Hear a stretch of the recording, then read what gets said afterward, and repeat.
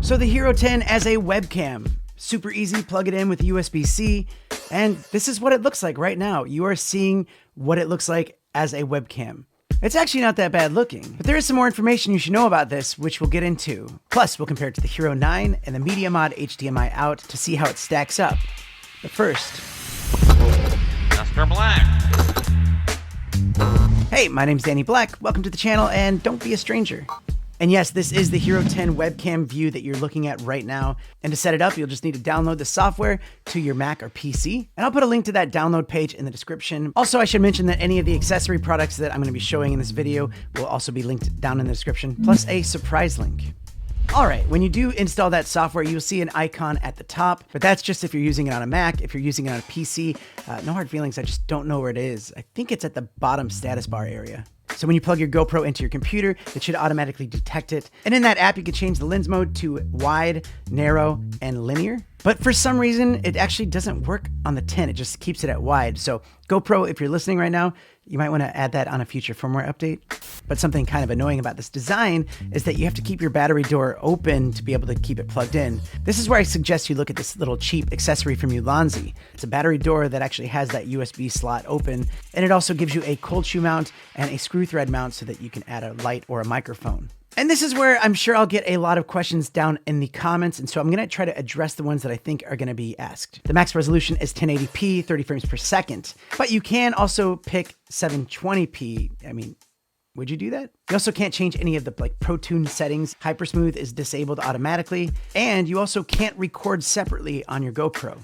You press that button at the top, nothing's going to happen. So when your GoPro is plugged into your computer, it will be charging the battery. However, when you turn it on webcam mode, it's actually not going to be charging anymore. So as soon as you pause your webcam mode, you'll notice it goes back to charging. And by the way, this is Danny from the not so distant future jumping in. As soon as I was done recording this, I actually unplugged the webcam and I still had 100% battery life. So it doesn't say it's charging, but I think it is. But if you do have a more powerful USB port, something that's more than 500 milliamps, you can actually remove your battery altogether and it should be able to power it and do the webcam at the same time. Will it overheat? I don't think so. I actually used this as my webcam on my unpopular podcast live stream where I was using the Hero 10 and Xander was using the Hero 9.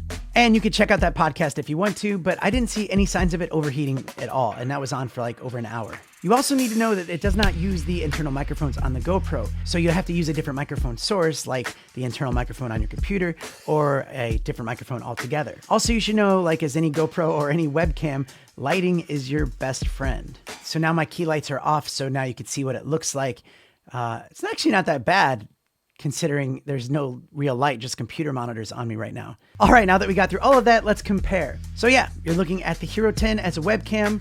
Now let's go ahead and put in the Hero 9. All right, so this is the Hero 9 as a webcam. Does it look any better? The good part about the 9 webcam is the digital lens does work, so I can actually go into narrow mode and I can go into linear mode. So if you didn't want that big wide angle, you can put it in linear mode, and that's kind of a more natural look. But since we're comparing GoPros to GoPros and wide angle only works for Hero 10, let's go back to wide. So this is the Hero 9 webcam wide angle. Now let's have a look side by side. Let's even scale in so you could see if there's a difference.